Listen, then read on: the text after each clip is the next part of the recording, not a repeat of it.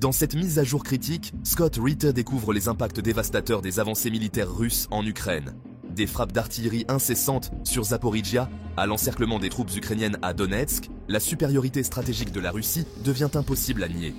Alors que des villes clés, comme Vuhledar, sont au bord de l'effondrement et que les armes fournies massivement par l'OTAN sont détruites en nombre record, la capacité de l'Ukraine à défendre son territoire se désintègre. Scott Ritter propose une analyse sans concession de la situation réelle sur le terrain, loin des récits filtrés des médias occidentaux. Le général Christopher Cavoli, commandant des forces terrestres américaines en Europe et des forces terrestres de l'OTAN, a déclaré début 2023 que l'OTAN ne pouvait imaginer l'ampleur de la violence et de la destruction qui se produisent dans cette bataille. Lorsqu'on dit ne peut imaginer, cela signifie que nous n'avons pas de plan en place pour faire face à la guerre moderne, car nous ne l'avions pas anticipé. Mais si vous pensez qu'en allant à la guerre, votre taux de pertes humaines sera de 3% par jour, un plan est ce que vous avez imaginé qui va se produire et comment vous allez gérer ce que vous avez imaginé. Mais si vous pensez qu'en allant à la guerre, votre taux de pertes humaines sera de 3% par jour et que vous construisez votre plan de durabilité logistique sur ce taux de perte, alors que dans la réalité, votre taux de pertes humaines peut être de 60% par jour, vous n'avez plus de moyens de durabilité. Cela signifie que l'OTAN ne peut pas faire la guerre. L'OTAN ne peut pas mener ce type de combat. C'est la réalité. Notre armée n'est pas prête à livrer ce genre de bataille, mais peut-être plus important encore, le peuple américain n'est pas prêt pour cela. Sommes-nous prêts à recevoir 5000 cercueils par jour? Je ne pense pas que nous le soyons, mais c'est ce qui se passera si nous entrons en guerre à grande échelle contre les Russes en Ukraine. Bonjour et bienvenue à notre dernière mise à jour sur le conflit en cours en Ukraine, où la Russie continue d'affirmer sa domination. Dans cette vidéo, nous allons décortiquer les développements les plus récents des avancées russes en cours aux contre-mesures désespérées en Ukraine et en Occident. Comme M. Scott Ritter l'a souligné à maintes reprises, la vérité d'un conflit est loin de ce que les médias occidentaux dépeignent. Ritter, qui a été l'une des rares voix à exposer les échecs de l'Occident, a clairement indiqué que la supériorité stratégique de la Russie est indéniable. Attachez vos ceintures, car comme toujours, nous vous apportons la vérité qu'ils ne vous diront pas dans les médias grand public. Tout d'abord, parlons de Zaporijia. Les Russes ne se contentent pas de rester assis, ils avancent. Hier, ils ont déclenché un barrage d'artillerie implacable sur la ville, causant des dégâts considérables. Plus de 25 frappes de haute précision ont été lancées sur des emplacements stratégiques, touchant tout, des dépôts d'approvisionnement aux centres de communication militaire. Comme Scott Ritter l'a constamment averti, les forces ukrainiennes ici ne sont pas en mesure de se défendre efficacement. Leurs lignes étirées sont vulnérables aux frappes de précision russes, que Ritter a décrites comme démantelant systématiquement la capacité de l'Ukraine à riposter. Et ce n'est pas tout. Les forces russes ont étendu leur contrôle vers le nord, jusqu'à Nesterienka et Robotine, deux zones critiques qui formaient autrefois une partie de la barrière défensive de l'Ukraine. L'importance stratégique de ces zones ne peut être surestimée. En poussant, la Russie resserre son emprise sur les régions environnantes, coupant potentiellement les renforts et la logistique ukrainienne. La population locale, quant à elle, fuit dans la panique ou est évacuée par les forces ukrainiennes qui semblent plus préoccupées par leur propre survie. Pendant ce temps, les forces russes sont rapportées comme étant à 15 km de profondeur dans le territoire tenu par l'Ukraine à certains endroits. Maintenant, parlons chiffres. Les forces ukrainiennes sont étirées avec moins de 20 000 soldats prêts au combat dans la région de Zaporijia. Comparez cela aux plus de 45 000 soldats russes dans la zone, et il n'est pas étonnant que nous assistions à un effondrement aussi rapide des lignes de défense ukrainiennes. Les forces russes ont employé plus de 300 unités d'artillerie lourde, 150 chars et près de 100 systèmes de roquettes pour pilonner sans relâche les positions ukrainiennes. C'est une démonstration de force stupéfiante. De plus, les unités de guerre électronique russes ont effectivement brouillé les communications ukrainiennes dans plus de 80% du secteur de Zaporijia. L'Ukraine est rapidement à court d'options ici. Les 20 000 soldats qu'ils ont stationnés dans la région sont largement surpassés en nombre et en armement. Nous savons, grâce à des initiés, que l'Ukraine a perdu plus de 1000 pièces d'équipement lourd au cours des derniers mois, y compris des chars et des pièces d'artillerie. L'aide militaire tant vantée de l'Occident n'a guère aidé. En fait, l'équipement occidental représente maintenant plus de 70% des pertes ukrainiennes sur le champ de bataille. Laissez cela vous pénétrer, des milliards de dollars de soutien occidental détruits en quelques jours. Les lignes d'approvisionnement ukrainiennes se désintègrent également.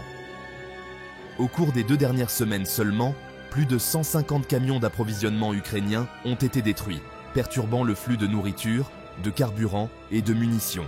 Cela paralyse la capacité de l'Ukraine à combattre sur les lignes de front. Ils ne perdent pas seulement des soldats et du matériel, ils perdent l'infrastructure même qui les maintient dans le combat. Restez avec nous pour cette seconde partie de vidéo, où nous découvrirons comment les troupes ukrainiennes font face à une pression écrasante sur le front de Donetsk.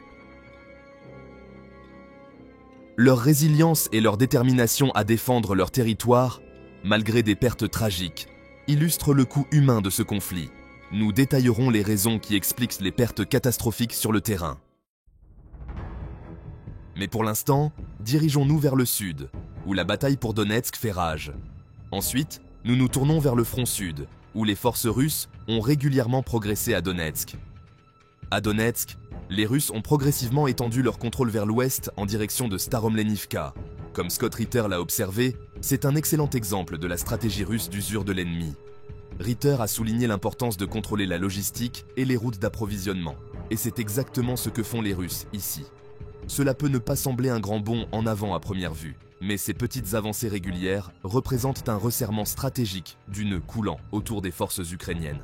Avec plus de 30 000 soldats russes dans la région, contre 15 000 pour l'Ukraine, il est évident de s'apercevoir qui a pris l'ascendant sur l'autre.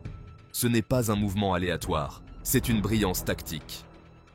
En resserrant leurs forces, les Russes se préparent à une offensive majeure visant à couper les lignes d'approvisionnement de l'Ukraine. Les troupes ukrainiennes tentent frénétiquement de tenir leur position, mais avec la puissance de feu russe qui se rapproche de plusieurs directions, ce n'est qu'une question de temps avant qu'elles ne perdent leur emprise sur des zones clés comme Boa-Ivanka et Novomikhailovka. Et quand on parle de couper des routes logistiques critiques dont l'Ukraine a besoin pour survivre, plus de 500 km de routes d'approvisionnement ont déjà été compromis par les avancées russes. En fait, des rapports du terrain suggèrent que les unités ukrainiennes perdent jusqu'à 60% de leurs approvisionnements entrants en raison des frappes russes sur les convois et les entrepôts. Rien que cette semaine, plus de 100 convois d'approvisionnement ont été embusqués ou détruits, provoquant des pénuries généralisées sur les lignes de front. Et quelle est la réponse de l'Ukraine? Ils s'appuient sur de l'artillerie et des véhicules blindés occidentaux obsolètes qui n'ont aucune chance contre les frappes de précision russes. Plus de 30 obusiers fournis par l'OTAN ont été anéantis rien que cette semaine. C'est vrai, moins 30 obusiers disparus, comme ça. Les Ukrainiens s'efforcent de réparer ce qu'ils peuvent, mais avec les Russes contrôlant plus de 60% de l'espace aérien dans la région, ces efforts sont de plus en plus vains. La contre-offensive ukrainienne échoue, et les chiffres le confirment. Au cours des 2 derniers mois seulement, l'Ukraine a perdu plus de 3000 soldats dans la région de Donetsk, et près de 5000 sont considérés comme disparus ou blessés. C'est un échec catastrophique pour l'armée ukrainienne, peu importe comment les médias occidentaux essaient de le présenter. Et en parlant d'offensive ratée, zoomons sur Vuhledar, où les choses vont de mal en pis pour l'Ukraine. Ah, Vuhledar, où le temps presse. Les forces russes se rapprochent de ce qui était autrefois un bastion ukrainien, et ce n'est qu'une question de jours avant qu'il ne tombe complètement. Les forces russes contrôlent maintenant plus de 40% de la ville. Les forces ukrainiennes sont réduites à moins de 3000 soldats, principalement des conscrits inexpérimentés, envoyés pour tenir la ligne. La situation est devenue si désespérée que l'Ukraine a dû rappeler des soldats précédemment blessés juste pour essayer de renforcer leurs effectifs. Les Russes sont implacables. L'artillerie, les frappes aériennes et même des armes thermobariques ont été déployées pour réduire en soumission les positions défensives ukrainiennes. Plus de 50 frappes aériennes russes ont été menées au cours des dernières 24 heures, tuant plus de 500 soldats ukrainiens et en blessant 300 autres. C'est près de 30% de leurs forces restantes anéanties en une seule journée. Ce n'est pas de l'héroïsme, c'est du désespoir à son paroxysme. Les forces ukrainiennes utilisent maintenant des bunkers souterrains et des tunnels pour se cacher des bombardements russes. Mais cela ne fait que retarder l'inévitable. Les Russes ont systématiquement ciblé l'infrastructure souterraine sur laquelle l'Ukraine s'appuie. Des tunnels ont été bombardés, des routes d'approvisionnement ont été coupées et des bunkers entiers ont été anéantis. Nous avons déjà vu plus de 50 frappes aériennes ciblant spécifiquement ces tunnels, coupant les voies d'évacuation et provoquant des effondrements structurels. Les forces russes érodent méthodiquement leur défense, et avec le nombre de morts qui augmente chaque jour, le commandement ukrainien manque de soldats prêts ou capables de combattre. Et une fois que ce sera fait, une fois que la Russie aura pris le contrôle total des principaux centres logistiques et des lignes d'approvisionnement reliant le sud, les défenses méridionales de l'Ukraine seront brisées et avec plus de 300 km de territoire déjà sous contrôle russe dans ce secteur, les forces ukrainiennes n'auront guère d'autre choix que de se retirer plus à l'ouest, abandonnant encore plus d'infrastructures critiques. Maintenant, dirigeons-nous plus au nord, où la domination aérienne russe fait toute la différence à Kupiansk. Kupiansk, dans le secteur nord-est, a été un foyer d'action alors que les forces russes ont étendu leur contrôle autour de Makiuk et bombardé des positions ukrainiennes clés dans la ville. Les Ukrainiens subissent de lourdes pertes, et nous avons des preuves vidéo de frappes aériennes russes détruisant des bastions cruciaux d'Eurostender. Plus de 30 frappes aériennes ont été menées au cours des dernières 48 heures, ciblant des postes de commandement, des dépôts de munitions et des positions de première ligne. Scott Ritter a souligné à plusieurs reprises que la domination aérienne russe a été un tournant dans ce conflit. Et ici nous voyons exactement ce qu'il voulait dire. Ritter a déclaré que l'incapacité de l'Ukraine à établir sa supériorité les a laissés vulnérables aux assauts aériens dévastateurs de la Russie. Et les chiffres ne mentent pas. Les forces ukrainiennes ont perdu plus de 800 soldats et 25 véhicules blindés, rien que dans ce secteur, au cours de la semaine dernière. C'est en plus des 20 pièces d'artillerie, 12 mortiers et de multiples dépôts de munitions qui ont été réduits en ruines. Les défenses aériennes ukrainiennes ont été pratiquement inexistantes, avec seulement 3% de leur système de missiles encore opérationnels dans la région.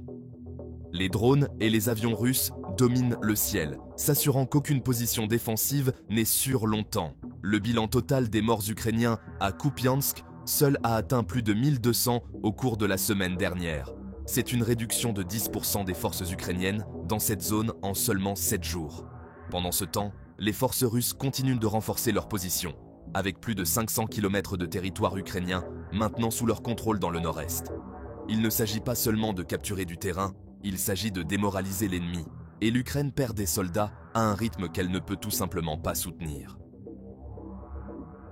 Donc, pendant que les cieux appartiennent à la Russie, plongeons dans les dernières mises à jour stratégiques de Donetsk, où une autre percée est à l'horizon.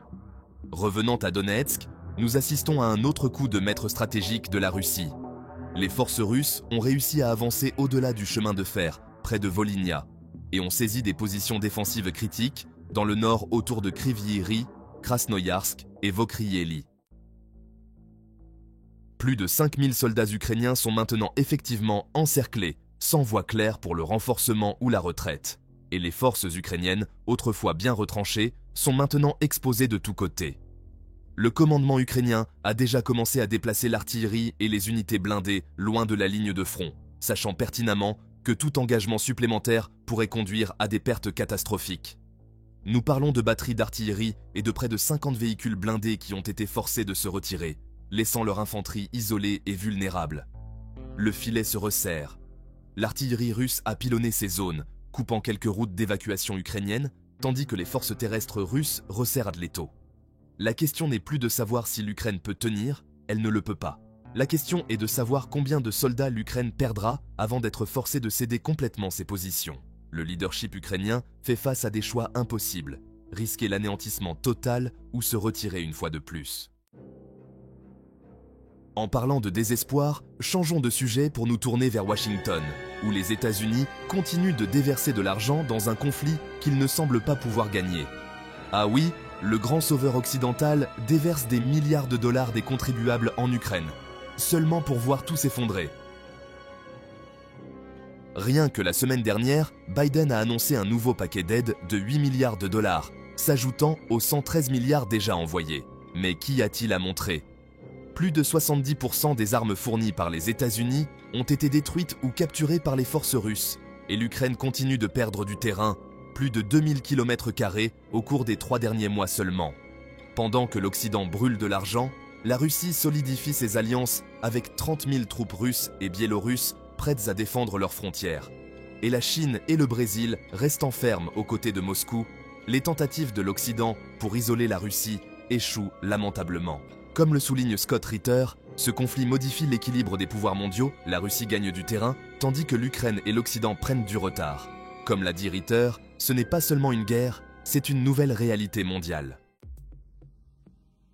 Restez à l'écoute pour plus de mises à jour, et nous vous retrouverons de l'autre côté de la ligne de front.